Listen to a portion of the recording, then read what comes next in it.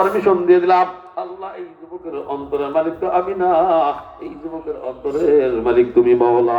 আল্লাহ দোয়া করতেছি বিশ্ব নবীর উসিলায় এই যুবককে তুমি হিদায়াত দান করে দাও। এই দোয়াটা সঙ্গে সঙ্গে আল্লাহর দরবারে কবুল হয়ে গেছে। যুবক যখন বাড়িতে গেছে মুয়াজ্জিন আযান শুরু করে দিয়েছে, আল্লাহু আকবার আল্লাহু আকবার আল্লাহু আকবার আল্লাহু আকবার, আশহাদু আল্লা ইলাহা ইল্লাল্লাহ আশহাদু আল্লা ইলাহা ইল্লাল্লাহ। আযান শুরু হওয়ার সঙ্গে সঙ্গে ওই যুবকের চেহারার মধ্যে আগুন লাইগা গেছে। এবার স্ত্রীটাকে কোথায় গেল, এক লোটা পানি আনা, কয় ব্যাপারটা কি? আযান শুরু হওয়ার সঙ্গে সঙ্গে কে যেন আমার চেহারার মধ্যে আগুন লাগাই দিছে। চেহারাটা ধোয়া দিছে, ঠান্ডাও হয়ে গেছে। দুই হাতে আগুন লাগে গেছে, দুই হাত ধোয়া দিছে, ঠান্ডা হয়ে গেছে। মাথায় আগুন লাগে গেছে, মাথা ধোয়া দিছে, ঠান্ডা হয়ে গেছে। দুই পা আগুন লাগে গেছে, দুই পা ধোয়া দিছে, ঠান্ডা হয়ে গেছে। এ মুসলমান জিজ্ঞাসা করতে চাই, ওযুতে কয় হলো? বলে কয় হলো? 4 ফরজ কি আদায় হয়েছে? বলে হয়েছে? এক নম্বর মুখ দোয়া, 2 নম্বর দুনো হাতের কোন সহ দোয়া, 3 নম্বর মাথার 4 ভাগের 1 ভাগ মাসে করা, 4 নম্বর দুনো ভাগ টাকনো সহ দোয়া। এবার স্ত্রী ডাকলে কয় তাড়াতাড়ি যায় নামাজ আন। কয় ব্যাপারটা কি? কয় স্ত্রীর ওযুর কারণে নামাজ ছাড়লাম, ওই ওযুর পরিবর্তে আল্লাহ আমার গোসল করায় ছাড়ছে। গোসল করা ছাড়ছে না, মাথার 4 ভাগের 1 ভাগ মাসা করা ফরজ, আল্লাহ পুরো মাথা ধোয়াই ছাড়ছে। বা স্ত্রীর এই ওযুর কারণে নামাজ ছাড়লাম, ওই ওযুর পরিবর্তে আল্লাহ আমার গোসল করায় ছাড়ছে। ওয়াদা করলাম জিন্দেগিতে আর কোনোদিন নামাজ তরক করব না। যায় নামাজ বিছায়া তাকবীরে তাহরিমা আল্লাহু আকবার বলে যায় নামাজে দাঁড়ায় গেছে। পিছন থেকে স্ত্রীর উপর লাগাই দিছে, স্বামী গো আপনি নামাজে দাঁড়ান না, আগে হাজী ইমদাদুল্লাহ মহাজের মুক্তির দরবারে যান। হুজুর আপনাকে বলেছে ওযু ছাড়া নামাজ পড়বেন, ওযু করে যদি নামাজ পড়েন 100 জুতের বাড়ি খাবেন। আপনি নামাজে দাঁড়ান না, আগে হাজী ইমদাদুল্লাহ মহাজের মুক্তির দরবারে যান। মুসলমান যায় নামাজ বগলে করে এবারে কান্দের কয় আল্লাহ তোমারে পাইয়া বুঝি আমি পাইলাম না। মুসলমান এই জন্য পীরমুড়ি যদি হতে হয় বাইজিদ বুস্তামি রহমাতুল্লাহ আলাইহি মার্কা পীরের কাছে যান, হাজী ইমদাদুল্লাহ মহোদয় মুক্তি রহমাতুল্লাহ আলাইহি মার্কা পীরের কাছে যান। যাদের চেহারার দিকে তাকাইলে জান্নাত জাহান্নামের কথা স্মরণ হয়ে যায়, এই সমস্ত উলামা ইকরামের সামনে চলিয়া যান। মুসলমান এই জন্য ইমান আর আমল করে।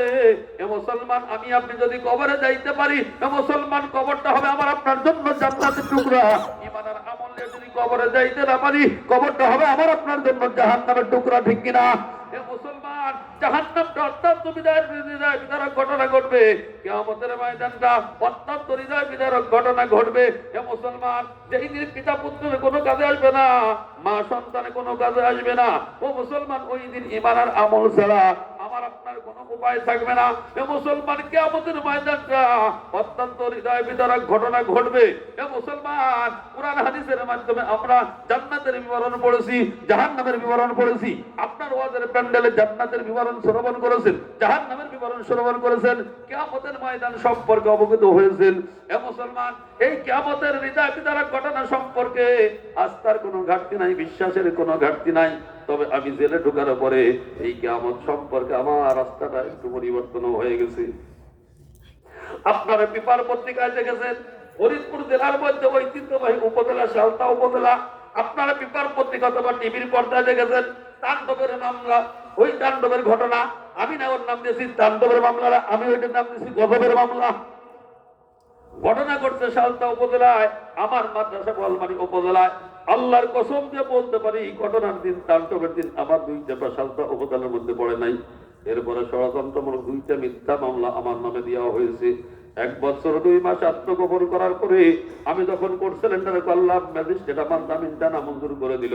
সঙ্গে সঙ্গে আমার হাতে হ্যান্ডকাপটা লাগাই দিল। এই যে চিহ্নটা এখনো শেষ হয় নাই। আমি বললাম ভাই চুরি করি নেই, রাজধানী করি নেই, চিন্তাই করি নেই, যে এই মামলা আমার নামে দেওয়া হয়েছে ন্যূনতম এই ঘটনার সঙ্গে আমি জড়িত না। মেহরবানি করে হ্যান্ডকাপটা একটু আমার হাতে নিলে দেন। এই কথা বলার কারণে মনে হইল হ্যান্ডকাপটা আর একটু টাইট করে দেওয়া হলো। সময় যত গড়ায় হ্যান্ডকাপটা হাতের মধ্যে বিদ্ধ হয়ে যায়, সময় যত গড়ায় হ্যান্ডকাপটা হাতের মধ্যে বিদ্ধ হয়ে যায়। একটা পর্দা অসুস্থ পড়লাম, 2 জন পুলিশের সদস্য ভাই আমার সহযোগিতা করলো, হ্যান্ডকাপটা খুলে দেওয়া হলো, জেলখানার মধ্যে বন্দী করা হলো। দেখা সাক্ষাতের কোনো সুযোগ নাই, সপ্তাহে মাত্র একটা নাম্বারে কথা বলতে দেয়, তাও 10টা মিনিট কথা বলতে যাবে, দ্বিতীয় নাম্বারে বলার কোনো অপশন নাই।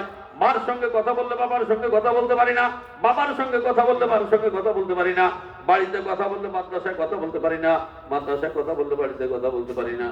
মুসলমান 1 মাস 3 দিন পরে আমাকে যখন আদালতে হাজির করা হলো, গারদখানার মধ্যে বন্দী করা হলো, জানলার ভিতর দিয়ে বাইরে মা দেখতে পাই, বাবা দেখতে পাই, ভাই দেখতে পাই, বোন দেখতে পাই, স্ত্রী দেখতে পাই, পুত্র দেখতে পাই, মুসলমান ছেলে দেখতে পাই, মেয়ে দেখতে পাই। আমি চিৎকার করে কি বলি, ওরা শুনতে পায় না, ওরা আমাকে কি বলে শুনতে পাই না। 1000 টাকা চুক্তি করে জানলার কাছে গেলাম, মা বাবা ভাই ব্রাদার স্ত্রী পুত্রের সঙ্গে কথা বলার জন্য। জানলার এই পাশ আর ওই পাশ মাত্র 1.5 বিঘা পরিমাণ ফাঁকা। ছেলে কান্দে, মেয়ে কান্দে, স্ত্রী কান্দে, পুত্র কান্দে, মা কান্দে, বাবা কান্দে, ভাই কান্দে, বোন কান্দে। ওরা কোনো উপকার করতে পারে না, আমি তাদের কোনো উপকার করতে পারি না। আমার 3টে সন্তান, 2টে ছেলে, একটা কন্যা সন্তান। কন্যা সন্তানটা আমার মাত্র 7.5 বছর বয়স। জানলার ভিতর দিয়ে আমার হাতটা দেওয়া ধরে বলে, বাবা তুমি না বললা মাত্র 1 সপ্তাহ থাকবা, অনেকদিন হয়ে গেল বাড়িতে যাও না। ও বাবা কবে বাড়িতে যাবা বলো, ও বাবা কারা তোমার আটকালো, কেন আটকালো উত্তর দাও, ও বাবা কবে বাড়িতে যাবা বলো। এ মুসলমান কলিজাটা ফেটে চৌচির হয়ে যায়। অবশ্য সন্তানের কথার কোনো উত্তর দিতে পারি না। অনেক কষ্ট চোখের পানি নিবারণ করে বললাম, মা আল্লাহর কাছে ফরিয়াদ করো, আল্লাহ যেদিন আমার জামিন মঞ্জুর করবে ওই দিন এখান থেকে বের হইতে পারবো। ওরা 1 সেকেন্ড আগে এখান থেকে বের হওয়ার মতো আমার কোনো ক্ষমতা নাই। মুসলমান আমার অবশ্য সন্তান হতে বোঝে না, হাতটা জড়াই ধরেছে, ছাড়ে না। এবার ভাই নাজুল্লাহ, আব্বা অনেকদিন খাবারটা কিনে দাও না, কোলে নাও না, এই মুহূর্তে আমি তোমার কোলে উঠবো। 500 টাকা চুক্তি করে সন্তানটাকে আমার গারদখানার মধ্যে কোলে তুলে নিলাম। 5টা মিনিটের জন্য কোলে তুলে নিলাম। 5টা মিনিট পূর্ণ হতে দিল না, 4 মিনিট কয়েক সেকেন্ড হওয়ার সঙ্গে সঙ্গে আমার সন্তানটাকে আমার বুকের থেকে কেড়ে নিয়ে চলে গেল। আমার সন্তানটা চিৎকার করে কাঁদতেছে আর বলতেছিল, বাবা তুমি যতদিন থাকবো আমি তোমার কাছে থাকবো। এ মুসলমান আমার সন্তানটা চিৎকার করে কাঁদতেছিল, আমিও চিৎকার করে কাঁদতেছিলাম। আর প্রশাসনের বাইরা আমার সন্তানটাকে টানতে টানতে বের করে দিল। এ মুসলমান ওই দিন চিন্তা ভাবনা করলাম, ওরে দুনিয়ার জেলখানা যদি এত কঠিন হয়, আখিরাতের জেলখানাটা কত কঠিন হবে। দুনিয়ার জেলখানা তো 1000 টাকা দিলে জান্নাতের কাছে যায়, 500 টাকা দিলে সন্তান কোলে নিয়ে যায়, কিন্তু আখিরাতের জেলখানা এমন ভাবে কঠিন হবে, ওই দিন পিতা পুত্রের কোনো কাজে আসবে না, পুত্র পিতার কোনো কাজে আসবে না, মা সন্তান কোনো কাজে আসবে না, সন্তান মার কোনো কাজে আসবে না। মুসলমান ওই দিন ঈমান আর আমল না থাকলে বন্ধু আমার আপনার কোনো উপায় কিন্তু থাকবে না। মুসলমান এই জন্য মৃত্যুর পর আমার আপনার সর্বপ্রথম ঘাঁটি হলো কবর। এই কবরে গেলে পেয়ে যাবো আমি আপনি জান্নাত এবং জাহান্নামের খবর। ঈমানের আমল নিয়ে যদি কবরে যাইতে পারি, কবরটা